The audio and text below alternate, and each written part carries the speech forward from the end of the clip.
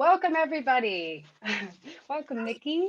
I'm happy to be here with you. My name is Chelsea Roff, and I'm Executive Director of Give Back Yoga Foundation UK, which is our registered charity in the UK. I'm also a program director, a legacy program director with the Give Back Yoga Foundation for Eat, Breathe, Thrive. And I'm so pleased to welcome you to Give Back Yoga University and the launch of Give Back Yoga University. Quickly, Give Back Yoga University is a continuing education platform. It's a virtual campus for yoga professionals, healthcare professionals, and really anyone interested in the intersection between yoga, healthcare, science, and nonprofit work.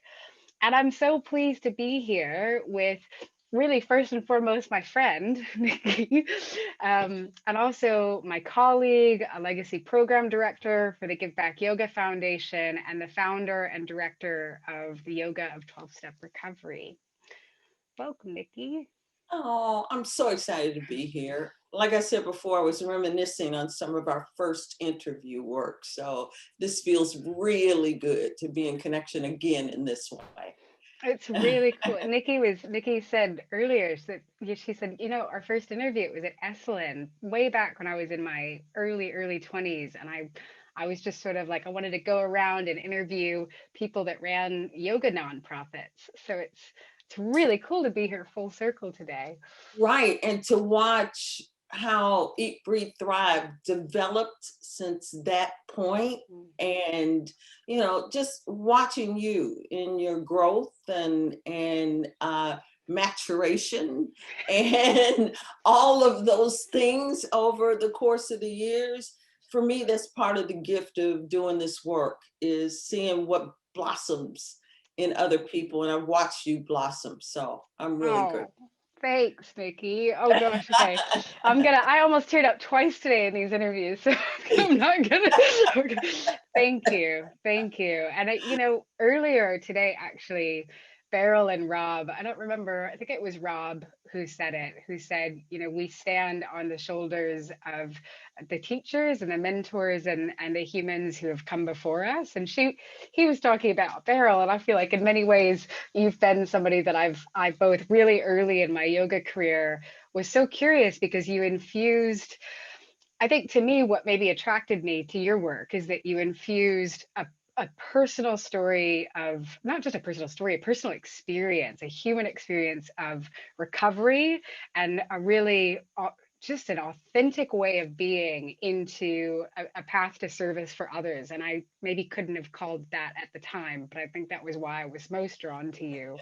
Um, and so it's very cool to be here today and now after all these years to talk to you about, maybe for people who are first coming to your work and have never heard of you before, or, are just coming to their own path of service. Maybe there's another person like me at 19 years old who's ambitious and wants to go out there and like, I want to serve others, which is about me at that age. Speaking of Yeah. maturation. Nikki, would you introduce yourself? And I also love the way that you introduce yourself. So would you introduce yourself? Because I think only you can do it in this way. I absolutely will. Right. And there is a point to that introduction.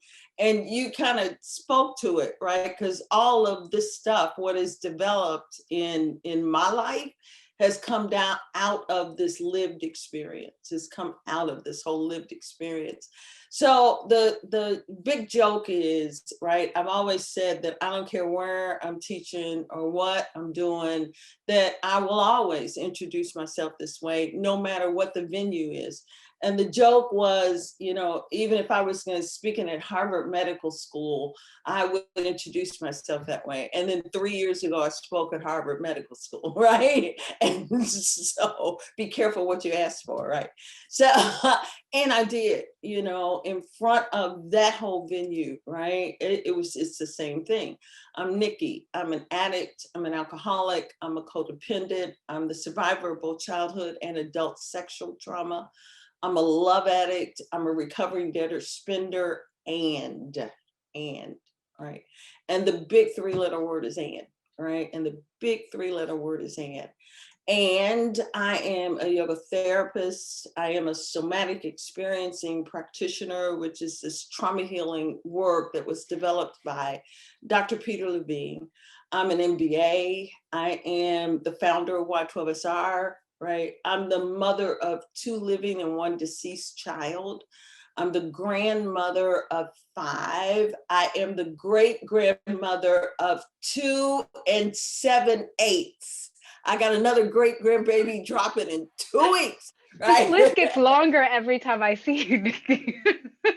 Right, the list gets longer. Life happens. Exactly. I love it. I got a new great grandbaby coming. I Aw, can't wait. I cannot wait. congratulations. So excited about that. But I love saying all that in the same sentence, you know, and you know, a new phrase I heard that I love. I don't say that for inspiration porn, right? It's not inspiration porn, right? I say that because, and introduce myself that way, because the journey has been, how do I reintegrate all those pieces? Right? Because all of them are there. And when, what I've discovered in this work is when I pretend or deny, or I make one part bad, awful, and wrong, and make another part right and wonderful and praiseworthy, what happens is a split, that there's an internal war, because all that's there, right? So there's this split, and split is, of course, the antithesis of yoga. Right? Yoga means integration. It means union. It means balance, wholeness, right? So I had left all these fragments of myself all over the place. There were all these fragments that were spread out all over the place. And part of this journey back to wholeness, right, for me has been in the reintegration process, right? And just reintegrating all those things. And that is the work that's in Y12SR. We do this in the form of addiction. We talk about addiction really for many specific reasons. But one of the things in Y12SR we do is to look to expand that, broaden, if you will, the lens through which we generally think about addiction. Right? We generally think about it as alcohol and drugs, or maybe behaviors or things like that. But what I assert is what Patanjali says is, ultimately, we're all addicted to the way we process our reality, right? Ultimately, we all are. So this whole thing broadens the definition so that we can look at, right, and begin to heal, do the healing work relative to all our programming and our conditioning and all of those things, right, that get heaped upon us. So that was a long introduction, but you know how it No, is. perfect. I just feel like my whole body has kind of come into ease. It's just really natural. And again, that integration thing is coming back to what I said, I think first drew me to your work all those years ago, is a feeling of integrating some of the most difficult parts of one's life and the true suffering that exists in life as this too, this, and like you said, and Nikki, I'm coming at this from the lens of a 19-year-old that might be new to this, or a 90-year-old that might be new to this and hasn't come to this before. So will you take me back to, you gave us a good like little kind of bits and pieces, or labels or categories. And I'm aware we've got 45 minutes. I want to talk to you about all of your work and what you're doing today and all that stuff. But in the Reader's Digest version, what did getting from those, some of those really difficult experiences you named that I kind of could feel in my body, what did it look like to get from there to starting Y12SR? What was the intention that came into that? And yeah, I mean, it's like, how did you get to integration in 2 minutes? Go. Yeah, yeah, yeah. It's so, I could talk about that, of course, for hours, but we'll hit the big pieces around that. I didn't even talk about the throes and the depths to which ultimately any particularly substance and behavior addictions, my healing path in, excuse me, in this whole idea of addiction has been the 12-step program, right? And I always talk about it, how the 12-step program absolutely saved my life. It really did save my life.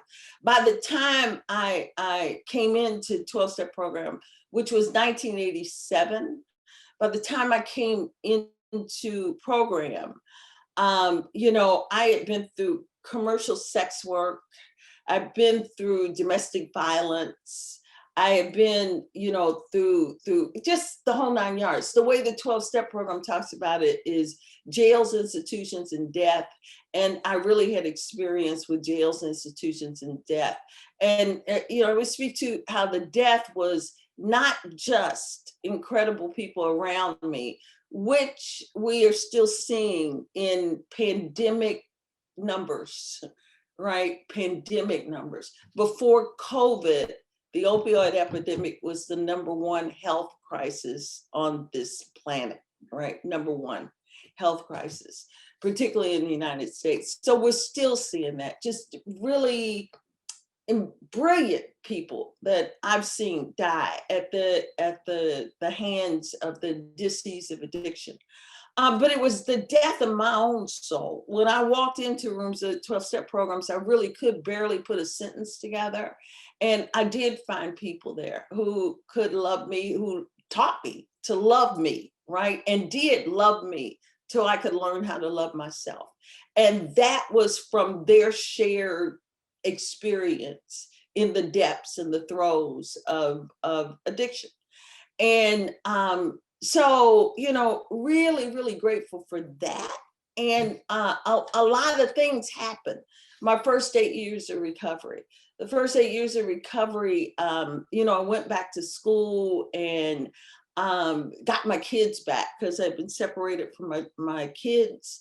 Over the course of those 8 years, I got pretty much all the things back. I went back to school and finished undergrad degree. I finished my graduate degree. I did all that stuff, right?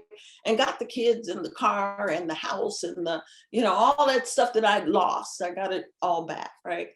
And really long story short, this job that I was working at the time took me on a trip to a place in Germany called Garmisch, Germany.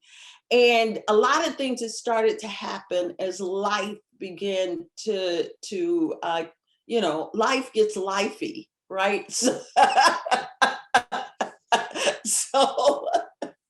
as life got lifey, right, a lot of things began to happen. So there were more stresses and all kinds of things. I'd actually moved from Indiana to Boston. And so there were a lot of things that were going on. I end up in Garmisch, Germany, relapsing, right? I got there and things weren't going the way that they were supposed to go or that I wanted them to go. And I was in this situation where there was all this stress.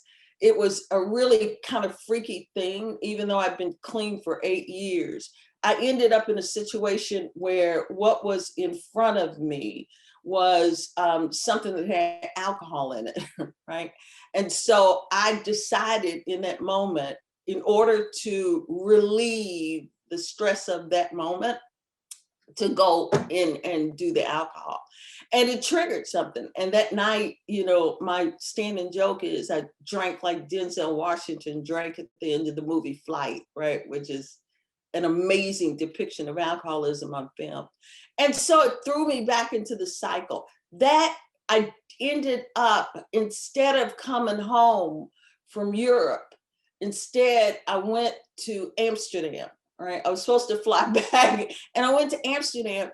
And this is the thing about it. Even though I hadn't had a drink or drug in my body for 8 years, that trip to Amsterdam, I knew exactly what to do and where to go and how to act and how to speak to find my drug of choice in a foreign country. And that's always blows my mind when I think about it. From a yogic perspective, there's samskara, right? These are the patterns, the habits, the conditioning. And part of what I teach is in Y12SR is how we can't forget that those are always there, right? They're always there. Unless Yoga Sutras talk about two kinds of yogis, right? This is Yoga Sutra 119.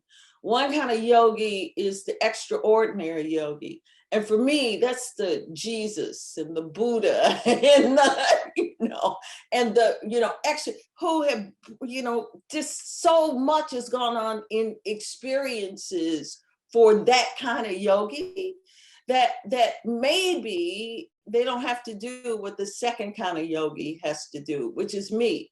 I'm that ordinary yogi. And everybody got to be clear, I am not that. I don't even know what enlightenment is, right? And I'm scared of anybody who says that they do, right? Right. This is a quote from Malcolm X. Once you think you got it, you lost it, right? So once,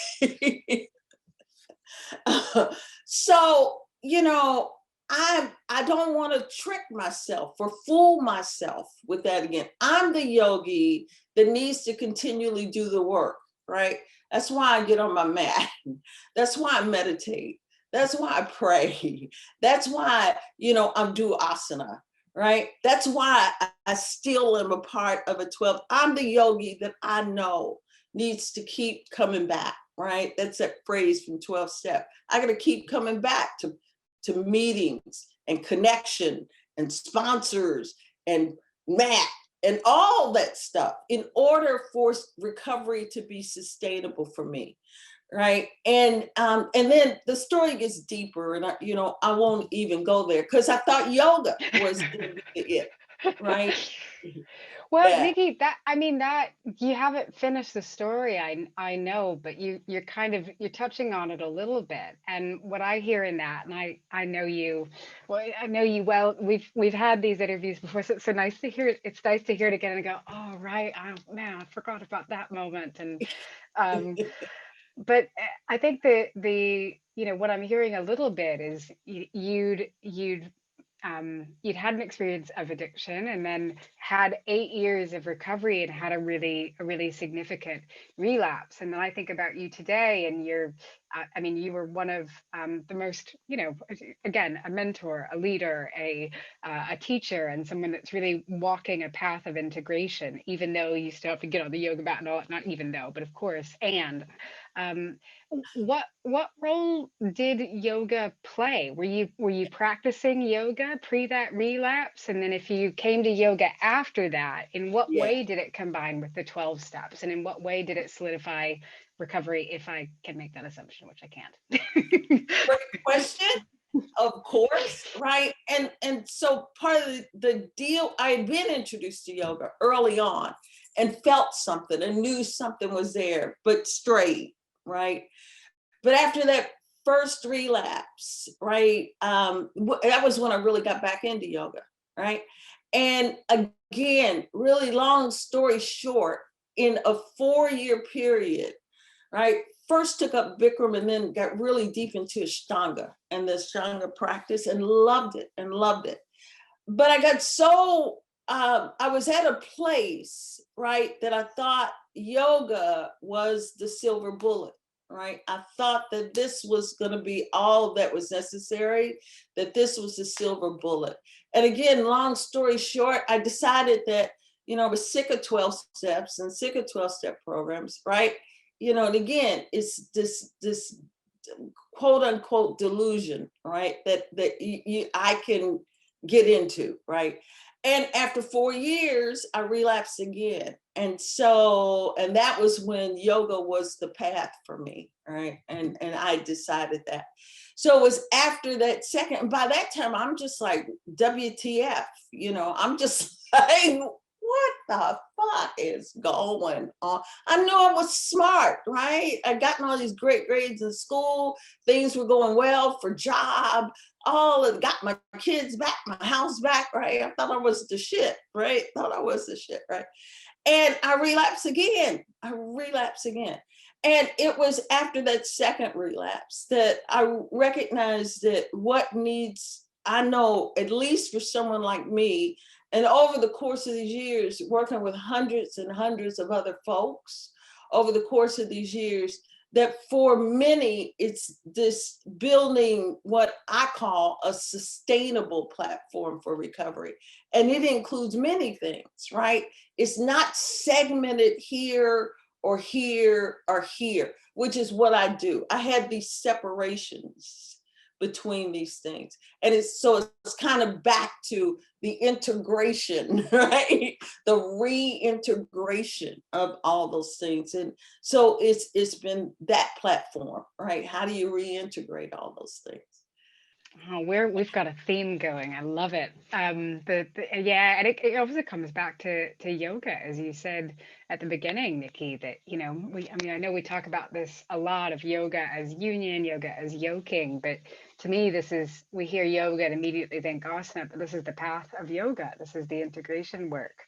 I want everybody to get as many tidbits as they can, and so I'm just going, okay, how do I walk around a few of these? I know we're jumping little off That's all things, right. but That's all this is a teaser for Nikki's work, my friend. So you just jump full. If any of these things interest you, you go further in. So what you started the yoga of 12-step recovery.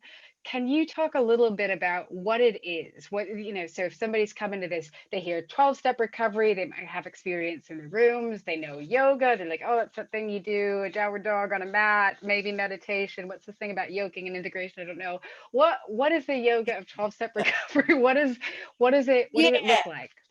yeah. It's kind of structured based on, I assert that there's brilliance in those 12 steps, right? There really is brilliance in those 12 steps. And that is why I would again assert that there are more than 200 different kinds of 12-step programs, 200 different kinds.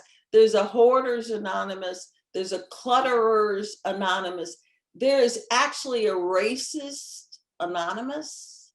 And I love the idea. It excites me to use the idea of the principles that sit underneath the steps, which is really what working 12 steps are all about, is how do you embody the spiritual principles that sit underneath the steps. You use this cognitive work in order to embody the spiritual principles that sit underneath the steps. So that's what we do. We tie together the embodiment of those spiritual principles. So it really becomes an embodied experience rather than something that I just talk about or something that is just a cognitive thing. And that turns out to be a platform, a powerful addition to the platform for sustainable recovery. And what it looks like, it kind of looks like a 12-step meeting to a certain degree where there's a discussion and there's sharing, right? And with a supportive structure around it to create, hopefully, what will be a container for safety, right? Safety is a funny word, right? But still a container for that. And then either, it doesn't matter which way you do it, before or after the cognitive piece, the key is the conjoining, right? The really combining and marrying of the cognitive and the somatic, right? And so we have this themed practice, right? That is based in the embodiment of what the spiritual principle is, what the principle is under, and principles are things like acceptance, their integrity, they are surrender, right? They are those things, right? And the idea that, like the way that one of my teachers says it that I love, right? The question becomes, how do our intentions become stronger than our dysfunctional patterns, right? And that's what we're looking for, right? To build these principles, because the way that our intentions become stronger than our dysfunctional patterns is we're walking in principle, right? We're embodied in our life, the principles, right? So we teach that we look to teach that embodiment. So you gave me one of the questions I was holding is when you say spiritual principle, what do you mean? You gave it to me, so accept it. So what so what I heard is, so if I show up to a Y12SR meeting anywhere in the world today, and I want to go in a minute, and you tell me a little bit about kind of the scale of your work at this point, there's an opportunity to have what is almost like a 12-step meeting, or at least some conversation, create safe space, connect community around one of these spiritual principles. And there's an opportunity to do an embodied yoga practice, some type of practice to bring that into one's body. You have a background in somatic experiencing, Nikki, and some people may not, know much about that. But I'm aware there may be people that are listening that we talk about embodiment, we talk about somatic, and those are words, we quickly get. But if somebody, can you talk a little bit about the why? Why is that embodiment element important? Why is that somatic or of the body element We important? always speak to one of the from its very onset, right? These have become popular words now, and I have no idea. Things originate from everywhere, but what I can say is, since 2003, when this thing was really formulated, the theme has always been the issues live in our tissues, right? Has been the issues live in our tissues, right? I can attest to this. I interviewed That's right. I don't know if it was 2003, but Nikki's been saying it since early days. That's right. That's right. This 2003. And so part of the work in the practices is to get into this somatic work that allows us to begin this process of releasing things that are held in our tissues, right? And that's what the combination of this thing does. Is one thing to release things in our mind, right? It's another thing to get at what may be being held in our tissues, right? And in sometimes those discussions, right, and what we hear in the space, and creating a container, hopefully of safety, and teaching folks how to create their own container of safety on their mat, right? That I get that choice, right? I know what safety is for me, right? And so teaching that will create a space often that you can begin to release some things, and it comes in the practice. And it's the way that the practice itself is constructed, hopefully to begin to allow some of that release. And release can look like many things. It can look like tears, of course. It can look like laughter, right? It can look like on the mat. This is the one that comes up often. A quaking. I guess that's the word for it. That's the word that Yep. I know, right? It's a tissue kind of tremor, if you will. And we teach people when to and how to create the container for themselves, to either stay with it or make a choice that in this moment it's too much, right? One of the things we teach all the time is, when you do too much, you risk injury. When you do too little, you risk atrophy. What we're looking for is the embodiment of what's taught in the 12-step program, the wisdom to know the difference, right? What does it mean? What does the wisdom to know the difference mean? What is the embodiment of that, right? And so some of that can happen, right? That kind of release is held in the and the beauty of the yoga practice is, I don't have to tie it back to, something that happened in my childhood. I can just allow what's going on in my tissues to absolutely have that release. And that's the beautiful part of it. Yeah, I can relate on so many levels that, just one, giving people permission to not have a cognitive story woven around what's happening in their body, nervous system release, whatever, who knows what it is, but your body's doing something and you don't need to have a memory, cognition, any of that Right. around it. Well, I could talk so much about it, but I'm not going to, because I've got other things I want to hit on. I will say one thing I heard you say that I think is is really, really kind of fundamental to what I'm hearing all of the programs talk about a little bit today, is that idea of creating a safe space within one's own body, and creating a space, you know, really giving, affirming agency, and helping a person to feel at home and safe in their own body, and also to feel a little bit like they're in the driver's seat of their own Mhm. life, which is critical whether you're dealing with cancer, eating disorder, incarceration, you know, addiction of any That's right. kind. Um, One question I did want to ask you, Nikki, is one of the beautiful things about the 12-step program, which is, you know, pretty critical to Y12SR's work, is that anywhere in the world you are at any time, even more so with COVID, you can find a meeting, you can find a community of humans to hold you and to be with, as you know, and also to go, I'm going to make the decision right now that I don't want to drink, I don't want to do substances today, and I can find support there. It's the scale at which it's delivered at, it's the access anywhere in the world, online, you know, in person, depending on where you are, what kind of lockdown is Yeah. happening. It's one of the beautiful things about it. You have added, you know, so much to that, and you know, as you said, I think Y12SR is building a kind of a platform for sustainable recovery.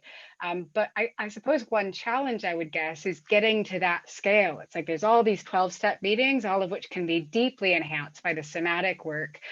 Can you talk a little bit about your journey to well, one, what kind of scale are you operating at right now? Can I find a Y12SR meeting in my local community? What does that look like? And then also what the journey has been to get there, and maybe even what your goals and vision are for it. Not that, you know, just tiny little questions. Uh, well, here is the funny part of that question. It has been so organic, right? I wish I could tell you that there was an exact formulation and that I had an exact business plan and had, you know, I'll tell you what to do to get to that, but I can't. I really, really, really can't. It has been a very organic thing. What I can say from the basis of the work is pretty much the primary work has been me getting out of the way, right? It's me doing my own work so I don't get my intellect so far in the way that spirit can't move, right? And so that is, I know that's probably not the answer that many people would like to hear. You do this, and this. But it was just set up in it really, the thought process in setting it up was on the layer of accessibility that you speak to, because that's what it is, right? They're business books that have been written on, or at least that feature the 12-step program as a model of accessibility that bar none, right? I mean, bar none as far as accessibility. What can be missing from that model is accountability, right? Right? Because there, you know, I always say I have been to some really dangerous 12-step meeting, and that's the truth. And I don't put that on a pedestal because I've also been to some very dangerous yoga environments, right? They're dangerous churches. They're dangerous, any of those kinds of things, right? So it's not elevating anything over anything else as I say that. But I knew that for this, that there had to be this balance between accessibility and accountability, right? Because this is different, because there's bodies involved, right? And that's not the case in the 12-step. There are bodies involved with this. So there had to be this fine line, right? There had to be this balance point with accessibility and accountability. And that much I knew, right? And so it was kind of designed from that perspective. And for whatever reason, right, some things turned out that the container could expand capacity in a way that allowed the kind of growth that has happened. And like you said, there's Y12SR. I mean, so many places, it blows my mind. I was just talking yesterday on a call. There were some folks, and this came from teaming work with Africa Yoga Project, right? We brought Y12SR to Kenya, and they've taken this model, right, and done some things with it that just blow my mind. And I'm so deeply honored and grateful, and other folks as well. So it's just on its own, right, expanded and been able to become this very accessible thing that, I just, like I say, my job pretty much is to just keep doing my shit over here, right? Yeah, I was. Do all that stuff and stay out of the way. I love it. And I do want to speak to one other thing, Please. Chelsea, Yeah. because it has expanded, right? Beyond this thing, we were saying earlier, Patanjali says it's examine our conditioning that is our ticket to freedom, right? And that's for all of us, right? Examining our conditioning is our ticket to freedom. And there is so much conditioning. The way that I always think about this is we're living in the matrix, right? This is the matrix, right? And there's something, right, that the matrix sits on. And that's what it is. It sits on this unconditional love, right? It sits on this substratum of all that is, which is nothing but pure consciousness and pure light. But the matrix is on top of that, right? And the operating system of the matrix, in particularly where we are, is whiteness, right? That is the operating system of the matrix, right?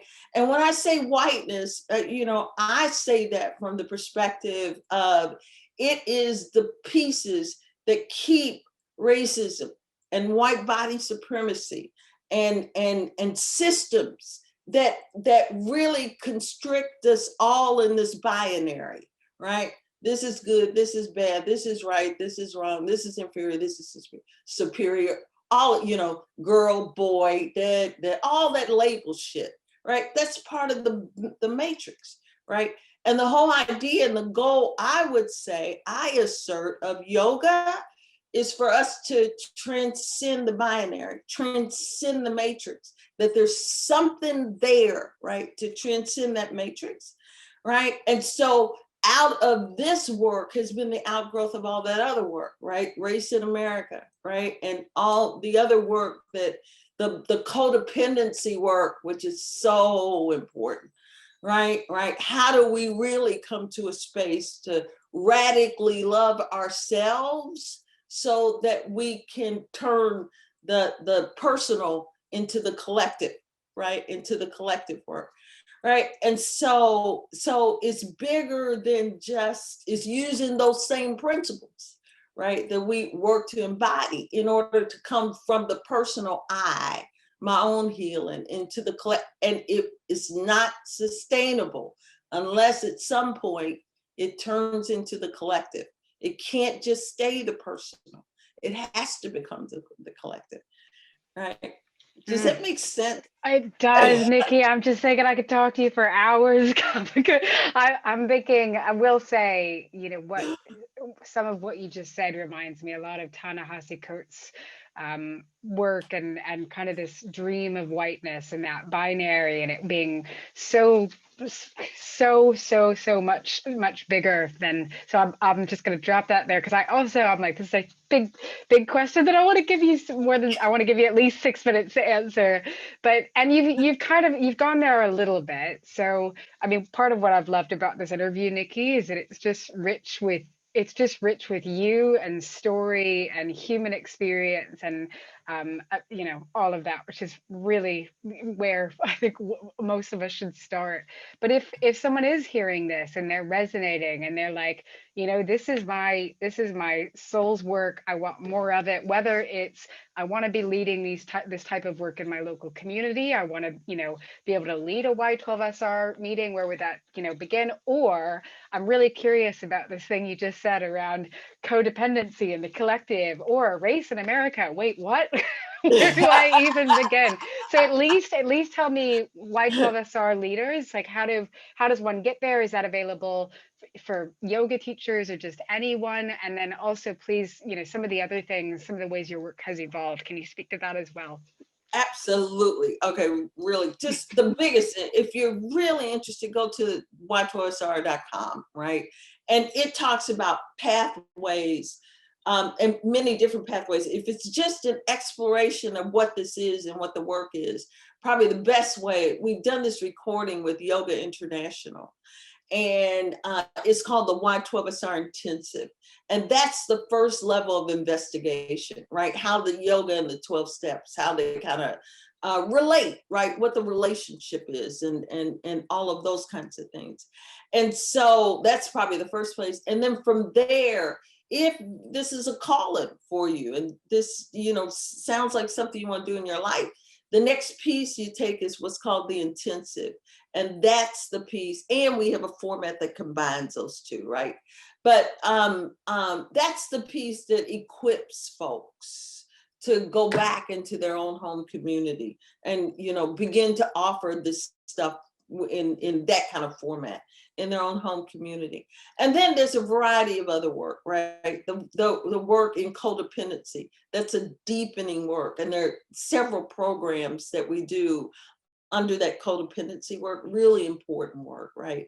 And then there's this other branch of Y12SR, which is the part that we are just so honored and grateful to be the legacy program under Give Back Yoga, right? And we call that the Community Outreach Project. And under the Community Outreach Project, there's several different arms. One of those is that if you choose to become a Y12SR leader and you want to work in an environment that is really, for lack of really better words, under-resourced, right? Maybe it's a treatment center that's a not-for-profit, or an environment, right, to support marginalized folks. Then we have a way that we accept grants and donations and things like that. All of that under this umbrella, where we actually support yoga teachers, right? We pay them to go out or support them, supplement pay, in order for them to go out and work within that community.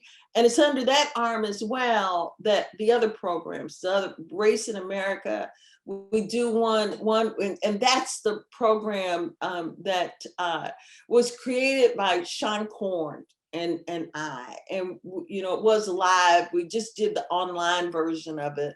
It was incredible, just incredible, right? And so, and then the other program under there is called Communities Rising. And that's a program that coupled with Roff, another incredible yoga teacher that I get the honor to work with. It's my brother from another mother, right? And so we do a yoga teacher training that's dedicated for people of color, right? And so we've been doing this for some rounds now. And so all that work comes under the work we do in the Community Outreach Initiative. And so I'm just grateful. I mean, I'm just blown away and grateful and honored for all that, right? It's been so important to be a part of Give Back Yoga, right? In so many ways, right? With programs like Eat, Breathe, Thrive, and like the Prison Yoga Project, and you know, like Yoga for Cancer, and Mindful Yoga for Veterans, right? And you know, just even, you know, not as much as I would even love, but the way that we coordinate and talk about things together, right? And just bounce things off each other and share best practices, and and those kinds of things. It's just amazingly supportive and helpful. Yeah. Yeah, I think, I mean, I can attest to that. Having a community of people to learn and grow from, that's for sure, and a community of organizations. I think the legacy programs, I was trying to say earlier that we're, all many, organizations ourselves, and so to be in this growth work together and to be able to say, okay, you're 5 years down the line. How did you overcome this challenge? Or Yeah. there's a global pandemic happening. Yeah. How are you navigating this? WTF. There it is. Yeah, exactly. Exactly.